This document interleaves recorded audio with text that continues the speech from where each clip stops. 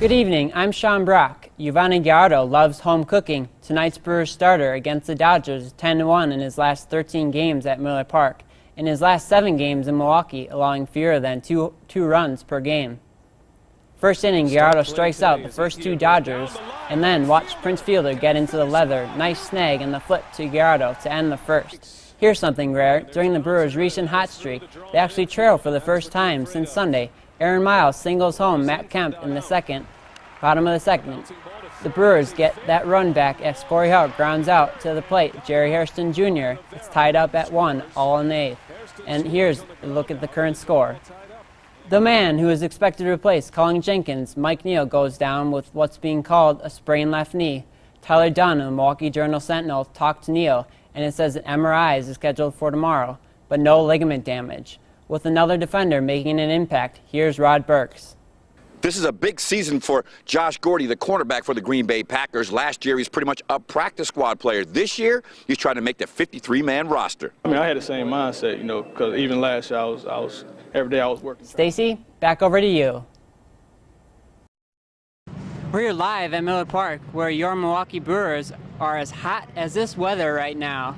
Brewers are looking for the 8th straight win at home and their 2nd straight win versus St. Louis Cardinals. Miller Park has been spectacular to the Milwaukee Brewers this season, so don't try to get manager Ron Renick's secret of his team's success at home this year. I don't know what the answer is. I think, you know, I've said before, it's a comfort when you come to the ballpark, knowing that it's a good hitting park, knowing that you're probably going to get 1 or 2 hits every game.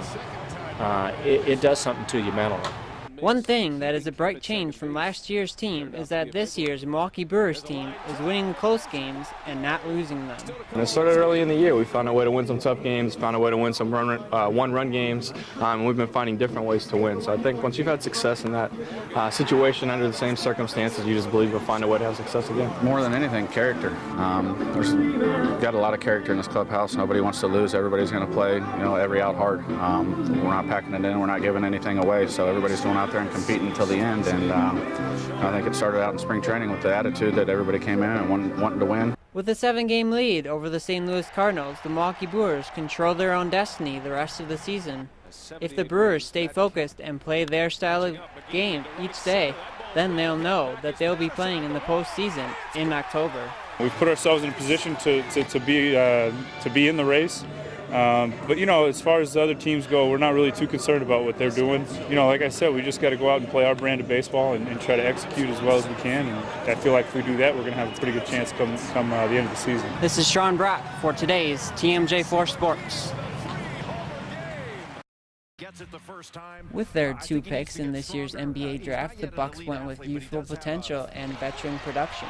18-year-old freshman Tobias Harris was their top pick. The 6'8" forward was one of just 3 freshmen to rank in the top 5 in the country in both scoring and rebounding for Bruce Pearl at Tennessee. I think I bring a versatility to the team, just somebody who can score in many ways, and just somebody who's really going to do their all each and every night out and give 110% every time out on the floor. In the 2nd round, the Bucks selected Wisconsin forward John Luer.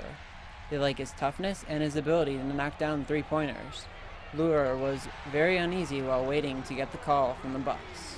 It was a little nerve-wracking, I'm not going to lie. Once I got the call from my agent saying you're going to be a Buck, I was definitely excited. It's a great opportunity, and I'm just looking forward to get to work.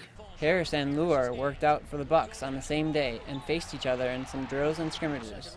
Each came away very impressed with each other. He brings a lot to the table. He's an all-around player. He does a little bit of everything, and we definitely competed. And just that little time I spent with him on the court, I can tell he's going to be a good teammate. I've seen a couple of his college games on TV, but never got to play against him. And at the workout, he really proved himself. And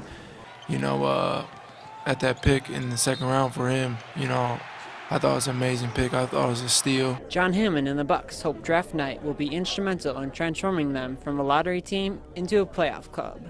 This is Sean Brock for today's TMJ4 Sports.